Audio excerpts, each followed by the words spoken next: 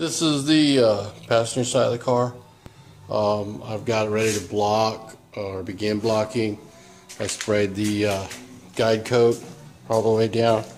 I don't think this side's going to go too bad because I had done a lot of work to it before I primered it initially. So I'm going to start blocking this side in and see how it comes out. This is after about 10 minutes of blocking. I thought it was going to go pretty well, but then I ran into some issues over here, kind of like the same I had on that side. This line doesn't seem like it's that straight, and then you've got some low spots here, and there's a big one up here, and it's really rough too. So I'm going to have to do some more work here. This has got a low spot. It's in it here.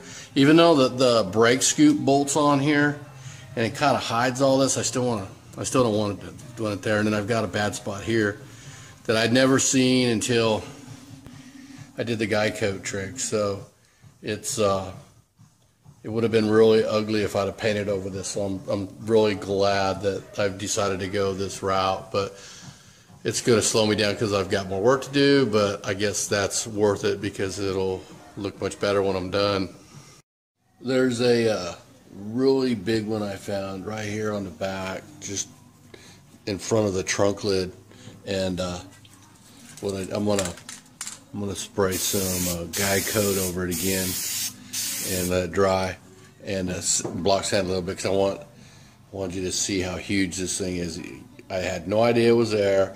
It almost looks like a golf ball hit it. And we'll just a little bit of block in. There it is. See how that appeared, and I can feel it now that I know it's there, but before it wasn't that obvious. But once I went over block sanding with this guide coat, it showed up. Okay, I've got all my bad spots taken care of, and I raised the car up higher. I raised it probably about 6 inches, and put these two jack stands together and kind of tied them together with wood so they don't move independently. And I went over and fixed everything that I could find. I had this one spot back here that was giving me a hard time, and I got it taken care of. I went over the car with a tack cloth and all the dust off of it, and I'm going to spray the black sealer over it, black primer sealer, and see how that comes out. So I'll hoping a couple coats of that and then some wet sanding, and then I'll be ready for my base coat paint. So anyways, here it goes. Okay, here's what it looks like after I sprayed the epoxy primer. It came out really bad. I had a lot of runs on both sides of the car. Everything where I had to paint vertically, it ran really bad, so I'm having to come back and wet sand it all back off and figure out what went wrong.